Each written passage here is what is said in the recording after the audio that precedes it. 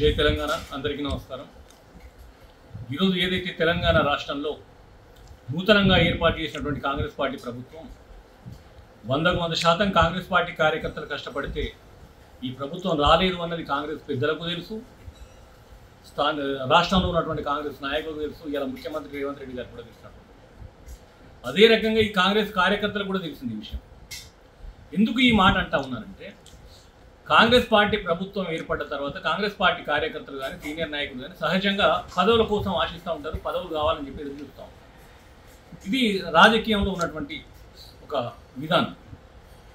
కానీ ఈ కాంగ్రెస్ పార్టీ ప్రభుత్వం వచ్చిన తర్వాత రేవంత్ రెడ్డి గారు ముఖ్యమంత్రిగా, బట్టి విక్రమార్క గారు ఉప ముఖ్యమంత్రిగా, ఇతరత్ర కొంతమంది మంత్రులుగా ఉండి ఈ కాంగ్రెస్ పార్టీలో పనిచేసిన వాళ్ళను కాదు అని కాంగ్రెస్ పార్టీకి సంబంధమే లేనటువంటి తీన్మార్ మల్లన్నను, కోదండరామరెడ్డిని, ఆకునూరు మురళి, హరగోపాల్ను, లేదు రాజ్యసభ సభ్యుడు అభిషేక్ సింఘ్వి మొన్న హిమాచల్లో ఓడిపోయినటువంటి వ్యక్తిని, వీళ్ళందరినీ తీసుకొచ్చి పదవులు కట్టబెడతా ఉన్నారు। కట్టబెట్టడానికి 100% ఒక అర్థవంతమైనటువంటి ఆలోచన। ఎందుకంటా ఉన్నానంటే, ఈ కాంగ్రెస్ పార్టీని నమ్మి ఓట్లేసి ప్రజలు మమ్మల్ని గెలిపించారనే ఆలోచనలో వీరు లేరు। ఏదైతే పక్కన కాంగ్రెస్ పార్టీకి సంబంధం లేకుండానే కొంతమంది స్వయం ప్రకటిత మేధావులు తెల్లవారితే 100% వృద్ధి రేటు సాధించిన కేసీఆర్ గారి ప్రభుత్వాన్ని అబద్ధాలు ఆడుకుంటూ, అవాకులు చవాకులు పేరుతూ, అసత్య ఆరోపణలు చేసుకుంటూ, ప్రభుత్వాన్ని బదనం చేసుకుంటూ ఈ కాంగ్రెస్ పార్టీకి బయట నుంచి సహకరించింది। వాళ్ళను పిలిచి పదవులు ఇవ్వకపోతే బతికి గట్టలేనటువంటి పరిస్థితి అలా కాంగ్రెస్ పార్టీకి। ఇప్పటికే కొంతమంది ఆల్రెడీ బయట నుంచి హెచ్చరికలు జారీ చేస్తూ ఉన్నారు।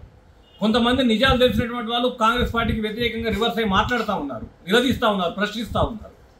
ఏదైతే ఈ పదవులకు ఆశపడి, ఈ పదవులు కాంగ్రెస్ పార్టీని అధికారంలో తీసుకొస్తే మాకు పదవులు వస్తాయని ఆశపడ్డటువంటి కొంతమంది కాంగ్రెస్ బూట్లు నాకి స్వయం ప్రకటిత మేధావులు ఇలా కాంగ్రెస్ పార్టీకి ఊడిగం చేసుకుంటూ, ఆ కాంగ్రెస్ పార్టీ వేసే పదవులకు ఆ భిక్ష కోసం ఎదురు చూసుకుంటూ వాళ్ళ పదవులు ఇవ్వగానే వాళ్ళ సంఖ్యలో చేరి బదిలీ చేస్తారు ఉంటున్నారు।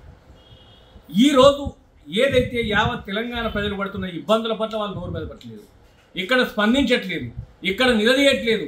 ఒకవైపు ప్రతిపక్ష పార్టీగా వరద బాధితులకు సహాయం చేయడానికి వెళ్ళినటువంటి బీఆర్ఎస్ పార్టీ నాయకుల మీద దాడులు జరిగినా ఏ ఒక్క మేధావి స్పందించట్లేదు, ఖండించడం లేదు।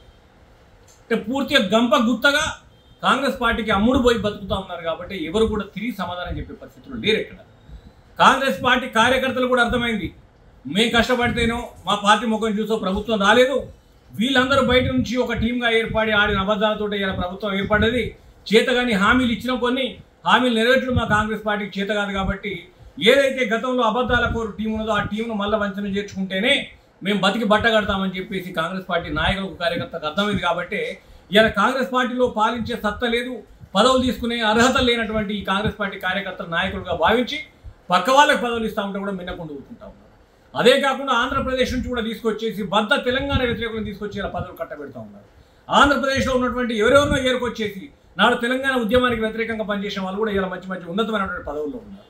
అంటే దీనికి కారణం కాంగ్రెస్ పార్టీలో ఉన్న కార్యకర్తల నాయకులు కష్టపడలేదు, వాళ్ళ కష్టార్జితం మా పదవులు మాకు ప్రభుత్వం రాలేదు। ఈ అబద్ధాల కోరు టీం ఏదైతే ఉన్నదో ఆలిబాబా 49 టీం లెక్క రేవంత్ రెడ్డి టీం, ఆ టీం ద్వారానే ప్రభుత్వం ఏర్పాటు చేసిందని చెప్పేసి చెప్పకనే చెప్తా ఉన్నారు కాబట్టి ఈ కాంగ్రెస్ పార్టీ కార్యకర్తలు నిర్ణయించుకోవాలి దీని పట్ల।